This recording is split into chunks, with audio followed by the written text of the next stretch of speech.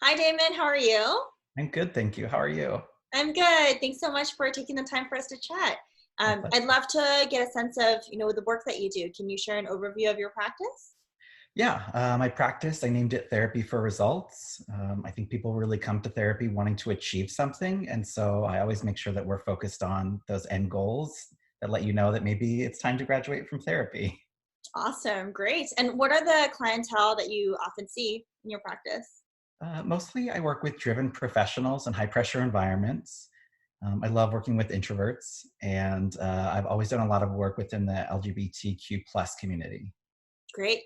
And among the high stress professionals, high pressure professionals, what are examples of the professions that you often see, and what are the common challenges that they're coming to see you for?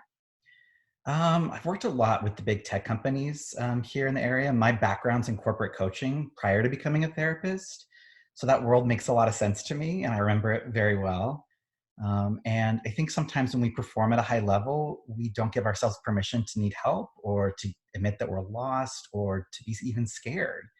And so I like to create a safe space where those people can, whether they're like entry level folks or executives, can just be honest about what's going on and talk through it so they can move through it.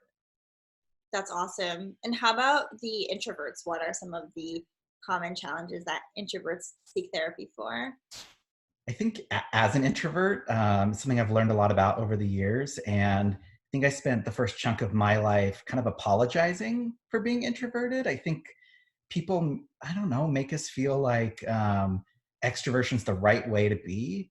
And the truth is, the world is filled with introverts. We have survived evolution for a reason. Like, we are an important part of society.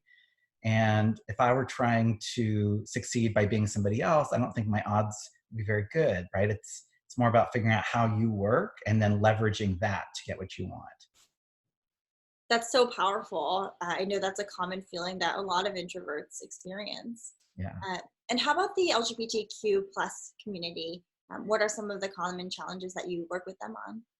It's interesting. I think a lot of people assume it's about like coming out or living your life in an out and proud or comfortable way.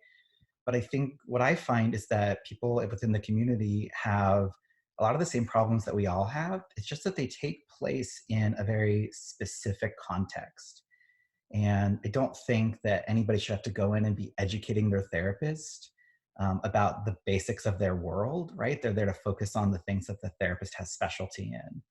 And so for me, I've done a lot of training in that field. It's an area of passion for me. And it's always been a huge part of my practice. Sounds like you're offering really affirmative care.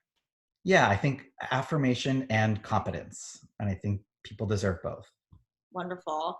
And Damon, do you have a message that you'd like to share with clients who are seeking therapy in general or thinking of considering therapy with you? Yeah, I would say, I mean, my quick answer is like, don't knock it till you try it. But honestly, like, I think if people come to therapy and they let themselves be seen and they can get reconnected with who they are and what they're about and what makes them unique and powerful, I find that sometimes even with just a little fine tuning, people are able to make huge changes in their lives, soon after starting the process.